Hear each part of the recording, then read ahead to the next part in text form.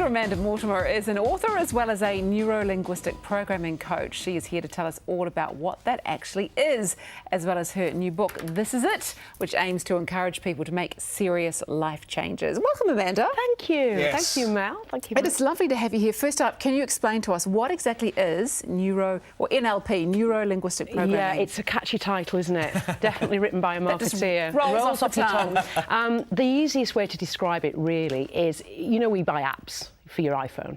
And if an app's not working, we delete it because we go, this is not working for us. So we just, you know, go in, delete, and then we install one that we do want. So NLP, in many respects, is like that for your neurology. So you kind of go, this behaviour that I'm doing on a daily basis is not working.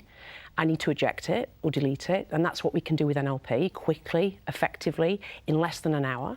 And then let's install something that is going to serve you. Oh, I like Yeah, that. that's a great description. Yeah, That's great kind description. of the easiest way to describe it. Is it linked, Doctor, to hypnotherapy in any way? It is linguistically. So the founders, you know, back in the 70s, one of them was a doctor of linguistics. So there's some lovely hypnotic phrases used in there, but that's not really it. Right. It really is looking at what's happening in the brain that's not serving the person, flipping that out on an unconscious level. What we mean is using the techniques that work underneath the radar. So if I was to ask you to do something really simple, just fold your arms if you can. Okay, cool. That was easy, wasn't it? Yeah. Yes. Now unfold them. Now fold them the opposite way around. It's a little trick. Oh, so, no, I just expected where I was. It's tricky though, isn't it? Well, I had to think about so that. The first time that you did it, you just automatically, yes. it's unconscious. That's how you guys fold your arms. But when I asked you to do it purposefully, you're employing the conscious part of your brain, and it feels a bit awkward. So what NLP does is work with the unconscious part, where all the habits, all the behaviours are stored. 95% of our daily behaviour, it comes from our unconscious. Wow, that is absolutely fascinating. Can you tell us a little bit about your early career? How did you get to this? I actually had a fantastic time in makeup just now because I used to work for Estee Lauder. So I had 16 years with the Lauder Corporation, which was just awesome. And I got into human development when I was 19 and a half. I was the youngest training executive for the Lauder Corporation at 19 and a half, and spent 16 years, you know, just educating people in terms of customer service and psychology, the psychology of sales and service. And then I left the Lauder Corporation and thought I need to learn more about, you know, how to help people effectively, and studied NLP, was hooked. And I'm still studying it to this day. I'm aligned with my mentor in Canada, Dr Kim Redman, and I'm becoming a master trainer of NLP. So it's a passion. It cut me in the middle and it'll say NLP kind of thing. No, because I've had a good read through the book and I think it's brilliant, and you know, I want to talk to you more about that. But just before we move on, has this helped in your own personal journey? Massively, yeah, hugely. I just recently remarried. I've got a beautiful wife, Sarah, which was a curveball because in many respects, you know, I lost my late husband of 19 years to cancer, and I'd been married previously for 5 years to a man.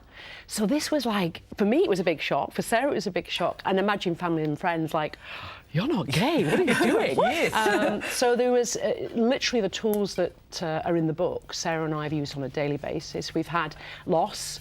We lost Sarah's mum a month before we got married, which, you know, was a huge shock.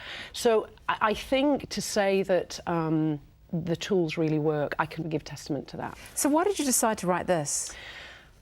Look, not everybody has the luxury of engaging with a coach. Your Life Live It is a brand. It's just turned 10 years old last week, in fact. Your Life Live It is my company. And we have 20 coaches that we have all around the world that help people on a daily basis. Not everyone can afford that in a time perspective and also financial. So I wanted to get the tools into people's hands in the most cost-effective and time-effective way possible. So hence the book. But not only is it just a book, we've also got the videos, as you were saying, Matt, you enjoyed those yesterday, and the audios as well, to be able to help people that have different learning styles. And also, you can't necessarily run a process on yourself if you're reading it. You need somebody to guide you through it. So all the video clips were filmed in a studio in London, and all the audios were recorded in a studio in Portugal. So it's kind of, it's an all singing, all dancing package, if you like. Brilliantly done. I do love the video clips and the way you've incorporated, you know, modern technology into it. You know, how does it apply to, say, someone like my life? What if I read this, what am I trying to do? Where do we start? Sorry. Because routine is quite comfortable. It's really hard to change that behaviour because we join a gym, we would go, and then a month down the track we're back to old behaviour. Will that book help me change some of that? Yeah, it will.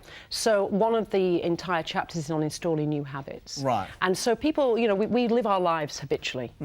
We find ourselves ordering coffee when we decided at New Year we were just going to have green tea. And when did that start to happen? It's because it's unconscious. So absolutely realigning habits, deleting old habits is in the book. For sure. Excellent. We better have a very good read of that one, both of us. You dedicate it to your Uncle Peter. I did, yeah. Who's Uncle Peter? So Uncle Peter is kind of one of those uncles that wasn't a real uncle. He sort of borrowed my dad's orbital sander kind of uncle. True, yeah. And he sadly died very suddenly of a heart attack at the age of 55, and I was in New Zealand. And so I called my auntie and said, look, when I get back to England, I really want to spend some time with you and help you in any way I can. And one of the things she asked me to do was clean out Uncle Peter's office because it was emotionally charged. He'd only just been in there the week before or whatever. And so I left his briefcase until last. And when I sort of unpacked his briefcase, which I needed to because his work wanted papers back, I found this whole file on a life coaching diploma with the Newcastle University. Wow. And I was like, he's literally enlisted to do this. My auntie didn't know. He sort of done it, Wow. he just wanted to get some awesome tools. And so I spoke to the university and said, may I take Uncle Peter's place? And they said yes. So I don't think the journey would have taken the course that it has without me finding those papers. So hence it's dedicated to my Uncle Peter.